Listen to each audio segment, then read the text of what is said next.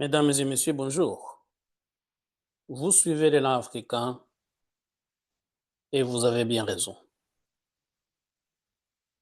L'actualité africaine aujourd'hui nous amène en Égypte. L'Égypte qui attire aujourd'hui l'attention suite aux déclarations du président américain Donald Trump de vouloir occuper la bande de Gaza. Mais là où l'Égypte est concernée, c'est que pour le président américain, les habitants de la bande de Gaza devraient trouver d'autres pays d'accueil, et il a cité justement l'Égypte, la Jordanie et le territoire palestinien de la Cisjordanie.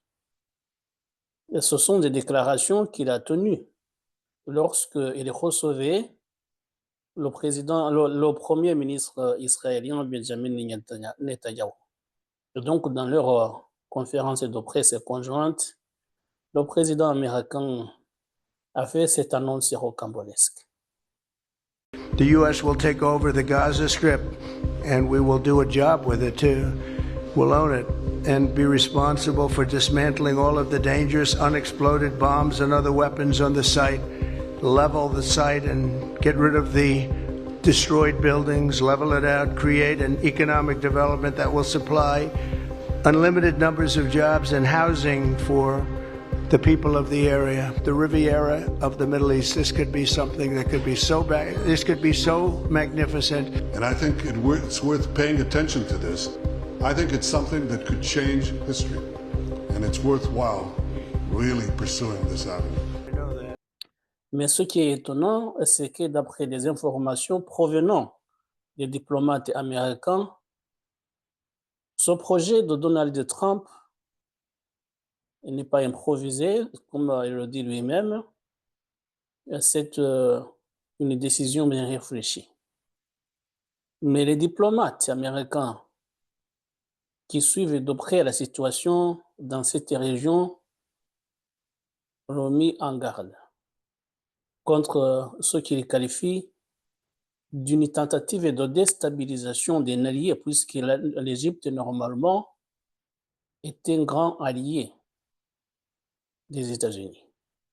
Mais lui, Donald Trump, un homme d'affaires qu'il est, voudrait soudoyer les autorités égyptiennes et proposer des compensations financières.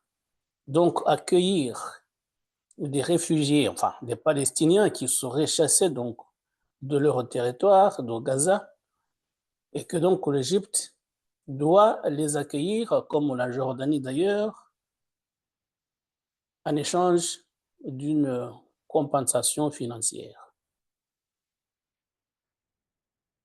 Quand on a suivi les déclarations de Donald Trump, qui était aux côtés du Premier ministre Benjamin Netanyahu, les gens n'y ont pas cru.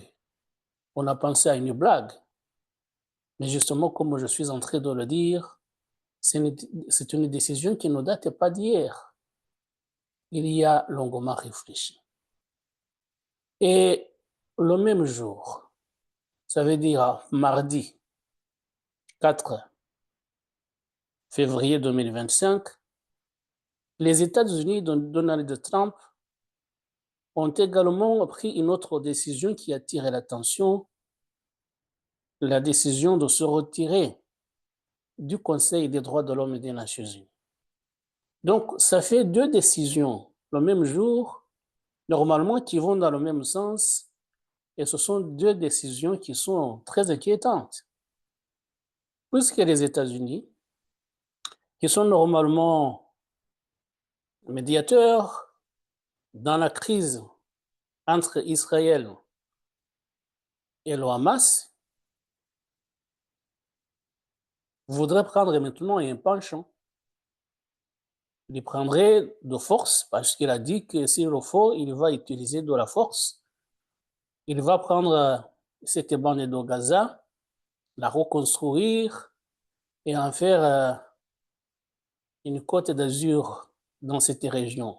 Ce sont les propres mots du président Donald Trump. Donc, c'est très inquiétant de voir le président de la première puissance mondiale, qui, au lieu de servir d'exemple, veut bafouer les principes même du droit international, les principes de base, le respect de l'intangibilité des frontières. J'ai suivi tout à l'heure la réaction du président de l'autorité palestinienne, Mahmoud Abbas, qui estimait que les Palestiniens ne se laisseraient pas faire. Que donc,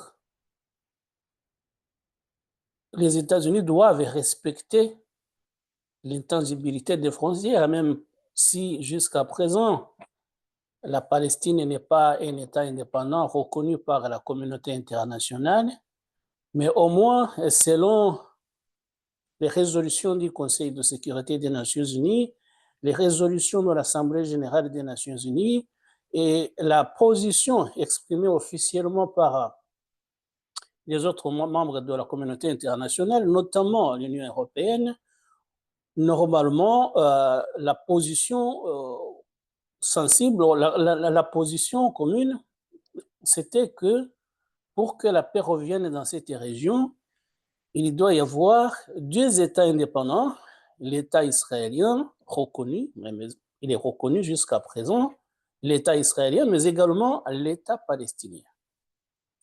Et voilà donc le président de la première puissance mondiale qui vient et qui déclare officiellement, sans embâche, que cette puissance-là, les États-Unis, vont occuper la bande de Gaza. La bande de Gaza qui fait partie du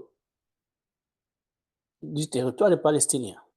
Et c'est ce qu'a déclaré justement, c'est ce qu'a réaffirmé Mahmoud Abbas en disant que la bande de Gaza, comme la Cisjordanie, comme Jérusalem-Est, font partie intégrante du territoire palestinien.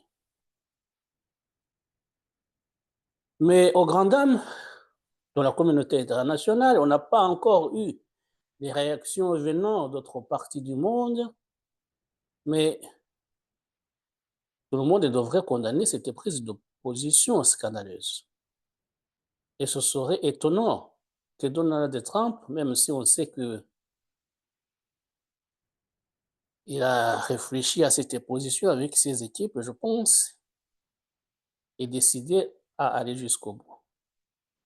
Et donc, le président égyptien, jusqu'à présent, depuis ce mardi 4, et ce mercredi 5 février 2025, l'Égypte mène une offensive diplomatique très intense. Il y a eu des appels, il a parlé avec le roi de Jordanie, il a envoyé une délégation en Turquie et il a reçu, je pense, d'autres délégations des pays de la région pour parler de cette question. Puisque tout allié des États-Unis qu'il est, le président égyptien ne peut pas accepter de recevoir des réfugiés, des gens chassés de leur terre par une puissance sans foi ni loi. On peut le dire comme cela. Les États-Unis n'ont pas le droit d'occuper d'autres territoires. Aux yeux du droit international, aucune disposition n'autorise un autre pays à aller occuper un territoire d'un pays étranger. On pensait à la période de colonisation révolue. Et voilà maintenant que les États-Unis, qui pourtant n'ont pas été une puissance coloniale comme la France ou la Grande-Bretagne, et voilà qu'ils veulent s'y mettre maintenant. Et c'est très inquiétant. Et donc, les pays de la sous-région, les pays arabes notamment, sont vent debout pour protester contre ce projet macabre du président américain. Je pense que peut-être ils pourront le convaincre et qu'il va renoncer. Parce que s'il continue et qu'il va jusqu'au bout, ce serait justement un scandale au niveau international. Déjà, cette décision couplée de la décision de quitter le Conseil onusien des droits de l'homme, ça devient quand même beaucoup. Parce que On avait compris dès sa prise de pouvoir que Donald Trump voulait s'engager dans la résolution du conflit entre le Hamas et Israël. Et voilà maintenant qu'il prend un penchant. Et ce qui m'a surpris, c'est que le premier ministre palestinien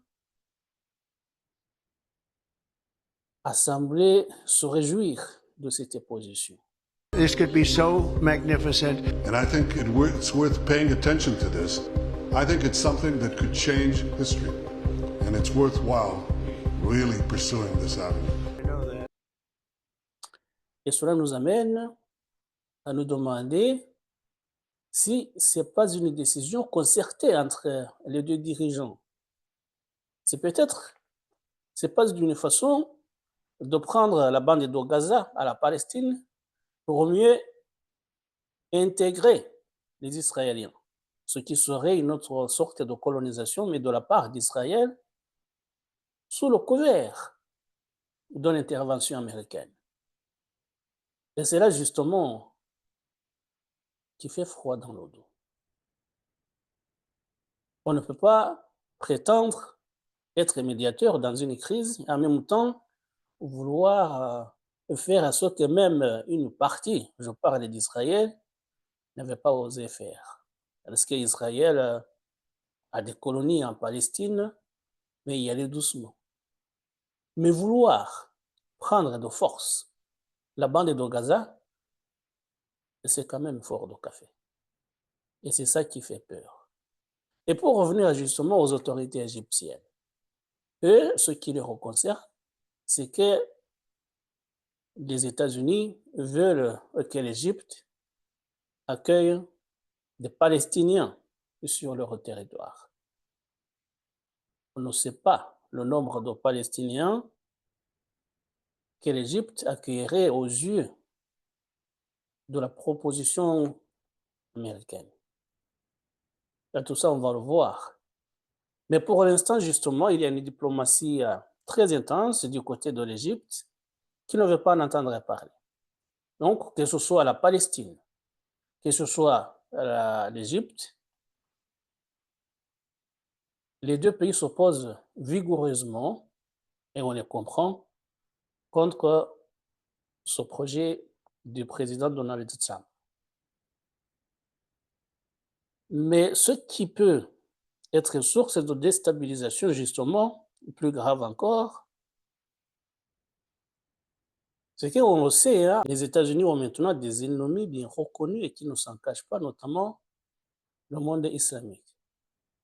Et le monde islamique ne va pas s'empêcher de soutenir les Palestiniens. Déjà, la bande de Gaza est, vous le savez, théâtre de combats très violents, de plus graves violations du droit humanitaire. Mais maintenant, si les islamistes du monde entier ont convergé vers cette région-là pour lutter contre l'occupation américaine, cela pourrait encore causer plus de soucis, plus qu'on en avait vu jusqu'à présent. Mais il y a d'autres antagonistes des États-Unis sur le plan international, notamment les pays de l'Est regroupés au sein de ce qu'on appelle maintenant BRICS, ça veut dire le Brésil, Russie, Inde, Chine et Afrique du Sud. C'est ça les BRICS. Mais comme on le sait, l'année dernière, les BRICS ont accueilli d'autres membres, dont notamment l'Égypte. Depuis 2024, l'Égypte et l'Éthiopie sont membres des BRICS. Et si justement l'Égypte exprime ses préoccupations de la part de la décision américaine d'occuper la bande de Gaza et de lui envoyer les Gazaouis, d'envoyer les Gazaouis sur son territoire, les autres membres des BRICS ne vont pas manquer d'intervenir. Je ne sais pas la forme d'intervention que ça peut être, mais ça peut être diplomatique, bien entendu. C'est une question qui va aller Cela s'entend jusqu'au Conseil de sécurité des Nations Unies. Mais les États-Unis, comme on le sait, disposent du droit de veto et peuvent faire capoter toutes les décisions prises par les autres membres.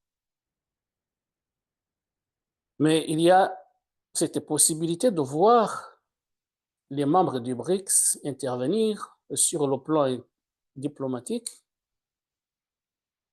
et je pense que ça va rester là. Parce que si ça prend une autre forme, et que les BRICS, ça veut dire la Russie notamment et la Chine, décident de soutenir des mouvements existants et ceux qui vont naître suite à l'occupation américaine de la bande de Gaza, si ces puissances-là, la Chine et la Russie, décident de soutenir ces mouvements-là, ça va être source de chaos encore dans cette région et les gens vont continuer à souffrir. Mais pour l'instant, les réactions ne sont pas légion. Et c'est ce qui est étonnant. On attendait, le président, dans sa déclaration, Mahmoud Abbas, a interpellé le secrétaire général des Nations Unies. Parce qu'il est concerné au premier chef. Et il doit réunir normalement le Conseil de sécurité pour exprimer ses préoccupations. Les préoccupations du président palestinien, mais également les préoccupations de l'Égypte et de la Jordanie. Parce que je parle de l'Égypte parce que c'est le pays africain, c'est ce qui m'a fait faire cette vidéo. Mais normalement, ce n'est pas le seul pays concerné. Il y a aussi la Jordanie. La Jordanie qui devrait accueillir une partie des habitants de la bande de Gaza selon Donald Trump. Quoi qu'il en soit, nous savons qu'il existe plusieurs foyers de tension dans plusieurs pays du monde, dans plusieurs régions du monde. On parle souvent de l'Afrique des Grands Lacs. Il y a le Sahel aussi, qui n'est pas bien du point de vue sécuritaire. Il y a le Soudan, qui est en guerre civile, mais également en Afrique australe comme au Mozambique, où les choses ne se portaient pas très bien. Et maintenant, on va ajouter un autre foyer de tension qui est, disons, c'est la bande de Gaza qui est sans dessus jusqu'à présent, mais on va ajouter également l'Égypte, peut-être. Et le Conseil de sécurité devrait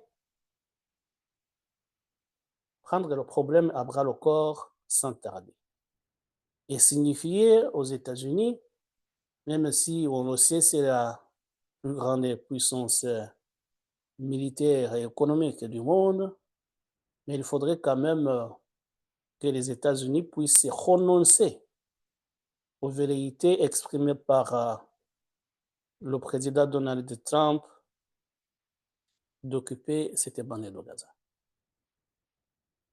Et si cela n'est pas fait, cela peut-être va constituer un antécédent. Et d'autres puissances qui en ont les moyens vont vouloir occuper des territoires appartenant à d'autres pays. Pourquoi pas? Comment condamner maintenant la Russie qui a envahi l'Ukraine si, aux yeux de tout le monde, les États-Unis vont coloniser officiellement la bande de Gaza? C'est une honte. Comment continuer à condamner le Rwanda qui déstabilise l'Est de la République démocratique du Congo depuis un moment, si la plus grande puissance du monde fait la même chose? Au moins le Rwanda, dément, ne reconnaît pas officiellement que son armée est présente dans la province du Nord Kivu. Même si on le sait justement, ce ne sont que des démentis, mais la réalité est là. Mais si justement les États-Unis maintenant le font à visage découvert, en occupant un territoire de notre pays, pourquoi d'autres puissances ne le feraient pas? La question se pose. Ça va donc constituer un précédent et peut-être ça fera date. Ce principe qu'on chante tout le temps d'intangibilité des frontières va certainement tomber à l'eau. Ça signifiera plus grand-chose, puisque tout le monde pourra occuper les pays qu'il veut. Et ce qui est étonnant, c'est que Donald Trump, puisqu'il recevait justement Benjamin Netanyahu, le premier ministre israélien, a parlé de la bande de Gaza, mais nous savons aussi qu'il a des vues sur le territoire du Groenland. Il a dit lors de sa campagne qu'il voulait occuper ce territoire et que s'il le faut, il va utiliser de la force. Même chose. Il avait aussi parlé d'une partie du Panama. Donc, si on continue comme cela sur cette lancée-là, chaque fois qu'un territoire vous intéresse et vous allez l'occuper, peu importe les protestations des autres. Et c'est justement ce qui est inquiétant. Mais si nous avons voulu intervenir aujourd'hui, c'était que l'Égypte est concernée. Nous avons vu justement les Égyptiens, les autorités égyptiennes se plaindre de façon officielle, affirmer les positions fermes qu'ils ne vont pas se laisser faire, mais au moins l'Égypte est concernée sur le plan humanitaire. Ça veut dire concernant l'accueil des gens qui seraient chassés de la bande de Gaza. Mais ce qui est plus important encore, ce qui est plus inquiétant encore, c'est surtout cette façon de vouloir occuper une portion de territoire de notre État. Même si la Palestine, jusqu'à présent, n'est pas un État indépendant, mais au moins, on sait que le processus de reconnaissance est en cours. Et donc, nous voulions lancer ce cri d'alarme pour que la grande puissance puisse intervenir et empêcher Donald Trump d'aller au bout de ce projet qui va à l'encontre de tous les principes du droit international. Voilà, mesdames et messieurs, merci de nous avoir prêté attention et à très bientôt pour d'autres sujets. Au revoir.